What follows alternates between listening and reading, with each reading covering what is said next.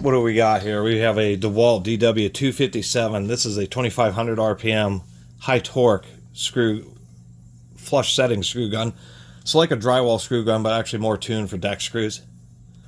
Flush setting means that it has a driver bit that's recessed in a collet, so you adjust it so that the clutch system just disengages right when the screw is flush with the surface. Super quick teardown section. It is a plastic gearbox. Once again, this is the root of a lot of the complaints, is mainly because the area where this metal piece is screwed on, if it drops from a pretty good height, it does have a tendency to want to break right there. And seeing some other units just aren't quite as susceptible to that, but part of the reason is it does have a fairly heavy drill motor body, so if it hits just the right angle or kind of smacks, it does have an issue. Otherwise, these really aren't that bad. Still uses a metal diaphragm, gasket, all helical cut gears, all needle bearings we can see inside there. And DeWalt does this thing where they even use a ball thrust bearing. On some of their drills, they use radial thrust bearings, where Milwaukee will just use a ball bearing because it can take both some thrust loads as well as the axial loads. Of course, the two different loads are, one, the loads of trying to push the gears apart. That's why the needle bearings are great in that situation. But since they're at an angle, they act like screw threads. In this case, the motor's turning in this direction. I'm incorrect. Excuse me, the motor is turning in this direction, so it's technically pushing the gear. I think I know what's going on here because it doesn't actually do the direction of these threads. We can see they're angled this way, so as it's rotating, the motor is actually trying to push the gear out. So I was trying to figure out why on earth it had this little thrust bearing in there. And come on, get on there. The reason is the amount of force that's being applied here at these small teeth are much less than this large diameter helical cut gear. And since this is a screwdriver and it's always under quite high load from the resistance of driving screws, that force overcomes. The force here is strong enough to actually force the gear backwards over this gear. It does have a grease slinger. That's just a little paper washer. So in this case, if you're running it in reverse, when grease gets on the gear, it tends to want to throw it out rather than being drawn into the bearing. And ask me how I know. Porter cables are really notorious for that. You'll just slightly over-grease the gearbox, and it's really surprising. The gear teeth, when you get some grease in there, really drive it hard into the bearing. And if you over-grease one of those older black and gray Porter cables, you'll know in an instant, because it'll just pump the grease right through the bearing. You'll end up in the back of the fan and will shoot out the fan holes. I've done that to myself several times. It's pretty crazy. Anyway, there was never really a complaint about DeWalt gearboxes. They are pretty good, and this is a really large secondary reduction. Really can take a lot of wear. As we can see in the back, this has barely any wear. Look at those brushes, they're like new. There's hardly any dust in here. This thing was used to build like one deck and then ended up being donated. You gotta be careful not to over torque these screws with the little brush guide screws. Since all these plastic tools over time and the thermal cycles, the steel does not expand anywhere near as much as the plastic, so that when it heats up, the plastic expands, gets kind of crushed under the steel screws, and then contraction over cycles, the screws get loose. I've had to pass up on a lot of tools just because I've run into like gearboxes that are like rocking back and forth and all over the place because of how loose they are, and I know that's just that ends up just tearing up the gears. And it's just part of owning tools. It's one of the arguments, the little cast aluminum ones, because when you torque those screws, they tend to just stay tight because it's all in metal. There's our obligatory anti-theft device built in. We do have a nice big copper heatsink. Let's see if we zoom in a whole bunch here. 10 amp rated switch on a 6.2 amp motor. That's actually a decent overrating. Once again, the clock swing brushes once they hit that little spot there, then they end up advancing, so to help protect the motor. I mean, as far as this overall construction, it's just fine. And you can see this convoluted air path, since there is no venting back here. The air comes in through here, through this channel, and the idea is a lot of any dust will get caught up in this upper channel and be less likely to clog around the motor or clog the vent fan. And that's why DeWalt does that style only on their drywall screw guns. Not to be confused with the Versa clutches, which are very good, all metal gearboxes, all steel front end. You know something that's a sheet metal adjustable torque driver because it won't have this outer collet. It'll just be like a normal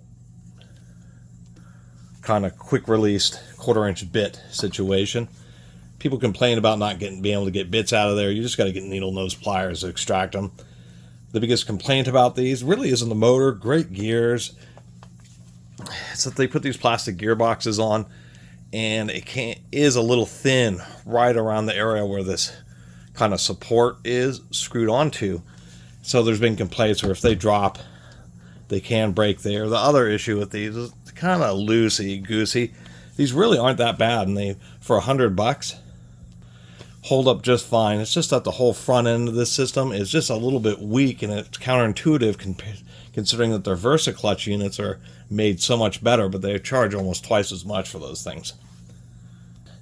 And overall, for the $100, you have a lot of options. The Makitas, Bosches, Rigids, even Hiltis. There's a lot of good brands of screw guns, and they're worth a consideration, particularly for deck screw guns, which we'll call that.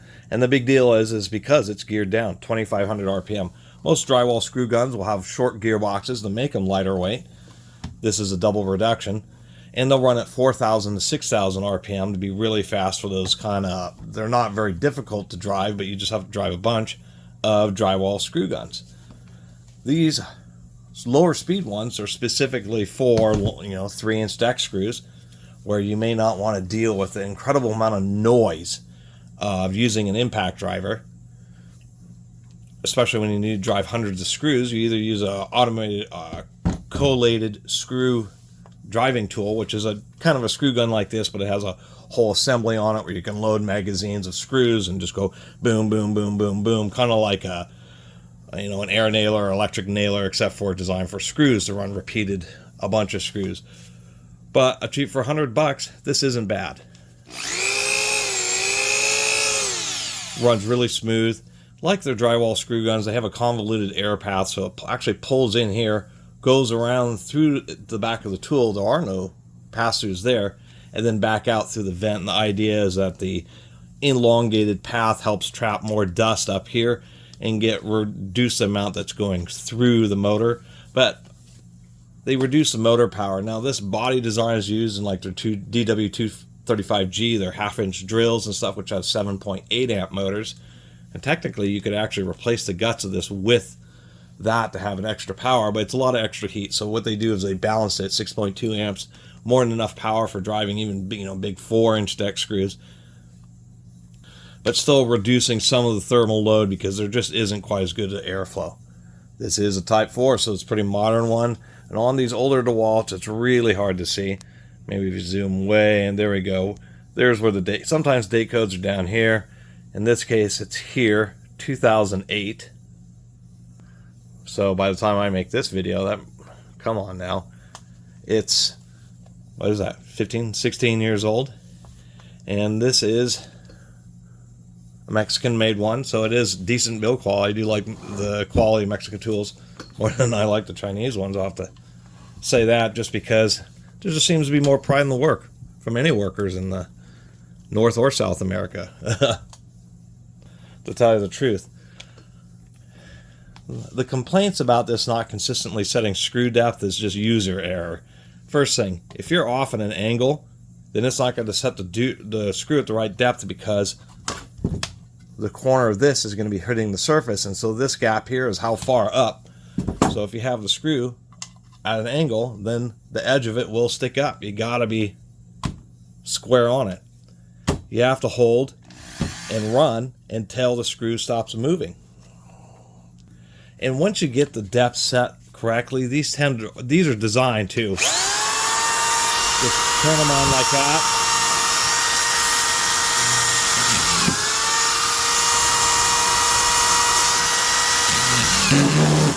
Yep.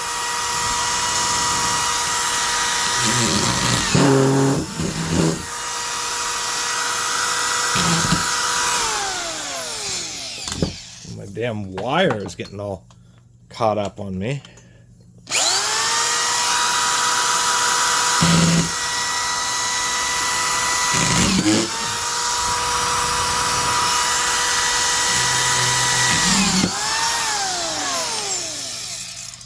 That's literally how they're designed to be used. Obviously, I'm rusty. As soon as you get more used to it, you have a bunch of screws lined up between your fingers, and it just runs them down. They're all fine. If you're in a situation where maybe you're screwing down underflooring or underlayment, and you absolutely need all the screws to sit totally flush, you'll just have to adjust it so that they end up going just a little bit below the surface to compensate for ones like that where I had a little bit of trouble. It's sitting just a touch proud. You just have to overcompensate. So, you know, normal ones will be sunk in just a little bit too much to make up for ones that might be sitting a little bit proud. Anyway, these do have reverse, so you could do that. Back it off a little bit if you really had a screwed up screw, and be able to back the screws out, and then you would adjust it forward again.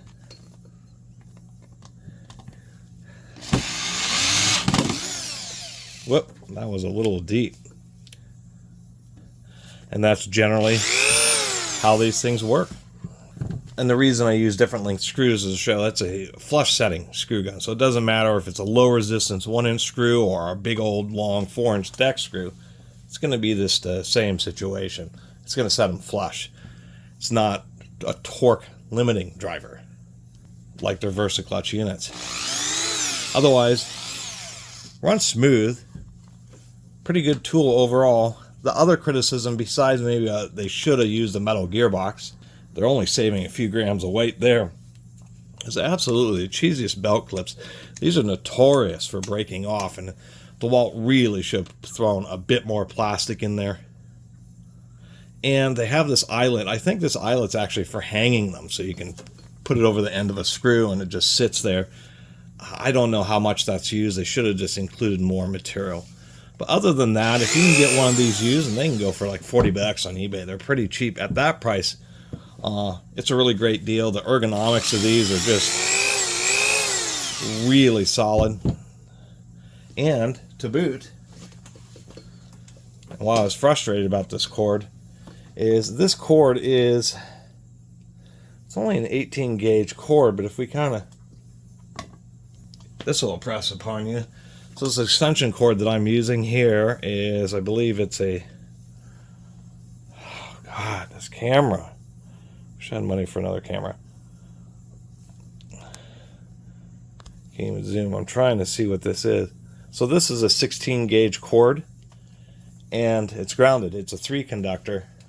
This is an 18 gauge cord with just a 2 conductor. But if we look, it's really extra thick jacket, extra amounts of cord packing to make it strong, so it really has a pretty nice heavy duty power cord. Overall, I'm actually pretty stoked that I was able to pick this up for such a good price. And it's always handy to have one of these things. And it isn't to say that you can't use one of those ultra high speed 4,000 or 6,000 RPM drywall screw guns, drywall specific ones to drive deck screws. It's just the gear. You have the double reduction, the extra large surface area on the gears. When you start doing high resistance like multi-inch deck screws, you will strip out the gears of those high speed. A lot of them will do it, but either they'll burn, the motor will get too hot, and after you've driven like 100 screws they start smoking, or you'll end up, you know, building one deck, and then when you go to do some drywall work, the gears end up blowing out because you've just ground them down because they got overheated from just having too much stress on them. And so that's really the deal with these lower speed, high torque, flush settings deck screw guns. And just wanted to share it with you. Good old DeWalt DW257.